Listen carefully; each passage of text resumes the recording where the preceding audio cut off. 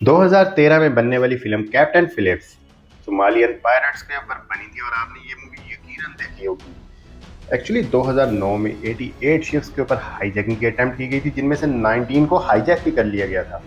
इसी तरह मार्च 2021 में सिर्फ 6 दिन के अंदर ही 9.6 बिलियन डॉलर की ट्रेड का लॉस हो गया था, जब स्विस कनाल में एक शिप फंस गई थी और उसे ब्लॉक कर दी थी तमाम ट्रेड जोन्स।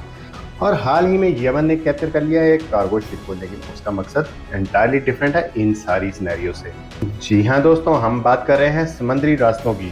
वो समुद्री रास्ते जहाँ से तमाम कार्गो शिप्स जाते हैं, या वो ऑयल लेके जाते हैं और गैस को एक कंट्री से दूसरे कंट्री इंपोर्ट या एक्सपोर्ट करते हैं। और ये रीढ़ की हड्डी की तरह होते हैं, क्योंकि अगर कभी भी ऑयल की ट्रेड रुक जाए तो इतने बुरे तरीके से इकोनॉमी डिस्टर्ब होती है। तमाम की तमाम दुनिया की समंदर के खुले पानियों में हर कंट्री अपना इन्फ्लुएंस रखना चाहता है, ताकि वो इंतहाई स्मूथ तरीके से करते रहें तमाम तर ट्रेड्स, चाहे वो ऑयल गैस की हो या चाइना की तमाम इकोनॉमिक जोन्स की हो। इस सारे सिनेरियो में एक कंट्री जिसकी जियोलॉजिकल इंपॉर्टेंस इंतहाई अहम है, जिबूटी।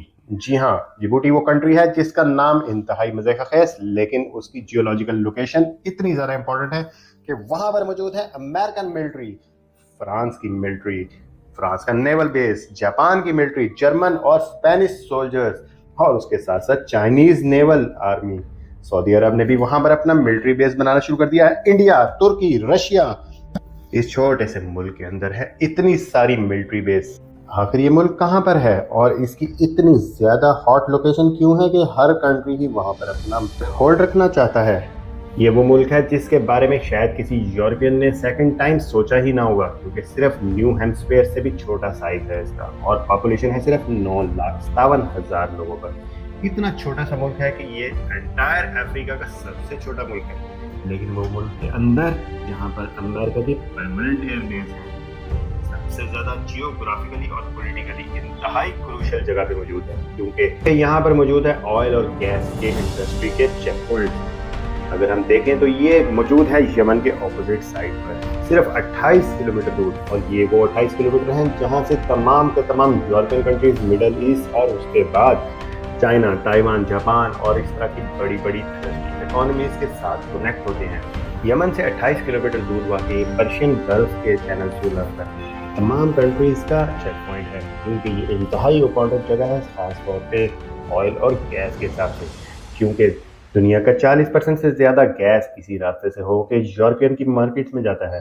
इसके अलावा कुवैत, सऊदी अरब, बहरीन, कतर, यूएई, तमाम के पास जो ऑयल है वो इसी पेनिसुला से होके आगे यूरोपियन मार्केट की तरफ जाता है। कतर और ईरान के पास सबसे ज़्यादा दुनिया में गैस मौजूद है, और वो भी अपना तमाम के तमाम गैस को सिर्फ और सिर्फ एक्सपोर्ट कर सकते हैं इसी रास्ते से, जो कि यहाँ से जाएगा आगे इजिप्ट, स्विस कैनाल से होता हुआ यूरोप की मार्केट की तरफ। क्योंकि दुनिया की सबसे बड़ी जंगें जो कि मिडल ईस्ट में इस वक्त भी लड़ी जा रही हैं, उनके पीछे एक ही एक मकसद है, किसी तरीके से ऑयल रिजर्व्स के ऊपर कब्जा रखा जाए और मिडल ईस्ट को डिस्टर्ब रखा जाए, ताकि अमेरिका और बहुत सारे यूरोपियन कंट्रीज का होल्ड रहे।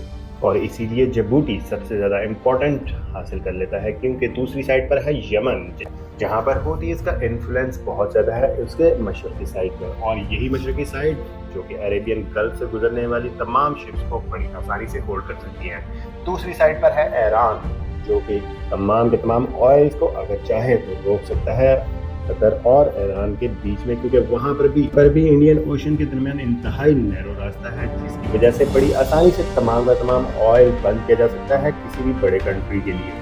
इसीलिए यमन के ऊपर जब से हूथीज ने कब्जा करना शुरू किया, तब से ही सऊदी अरब ने उसके ऊपर अटैक कर दिया 2014 से ही, और अब तक भी ये अटैक जारी है कि वो इन्फ्लुएंस ना कर सके इस रास्ते के ऊपर सऊदी अरब से।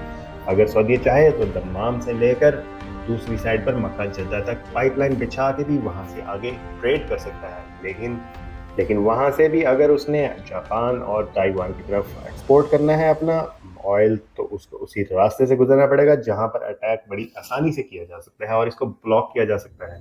आल तो इतनी सारी एयरबेस इस चीज़ को प्रैक्टिकली तो नहीं होने देंगी, लेकिन फिर भी एक दिन की भी ट्रेड रुकती है तो बड़ी आसानी से कई बिलियन डॉलर का लॉस होता है तमाम यूरोपियन, अमेरिकन और सऊदी अरब की ऑयल इंडस्ट्री को, जिसकी वजह से ये रास्ता इंतहाई ज़्यादा इम्पोर्टेंट है और इसकी बहुत ज़्यादा हिफाजत की जाती है।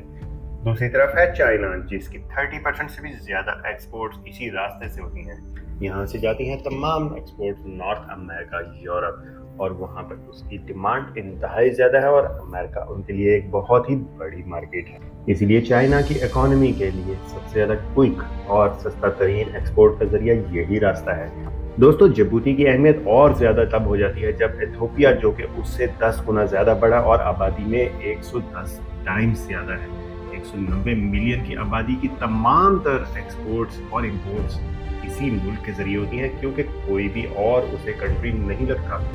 बाकी तमाम अफ्रीकन कंट्रीज में बहुत ज़्यादा अनस्टेबिलिटी है, जैसा कि सोमालिया, इथियोपिया और इसके अलावा बहुत सारे अफ्रीकन कंट्रीज जहाँ पर पॉलिटिकली अभी तक गवर्नमेंट्स अनस्टेबल है। लेकिन ये छोटा सा मुल्क इंतहाई तेजी से तरक्की भी कर रहा है। हाल तो अमेरिकन को बिल्कुल भी पसंद नहीं आया, खासतौर पर जब उसने चाइनीज को भी अपने पास एयरबेस दे दी। लेकिन ये जिबूती की एक फॉरेन पॉलिसी है कि तमाम मुल्कों के साथ वो कोलैबोरेशन करना चाहता है। जैसा कि अभी सऊदीया ने अगर दूसरी बेस स्टार्ट कर दी है, तो वो यूएस के साथ मिलकर ज्वाइंट ऑपरेशन कर रहा है यमन की तरफ। जिबूती की अहमियत इतनी ज़्यादा है, आपको आज की वीडियो के बाद अंदाज़ा तो हो ही गया होगा। कमेंट सेक्शन में ज़रूर बताइए अगर आपकी कोई भी रिलेटेड क्यूरी है तो। Thank you.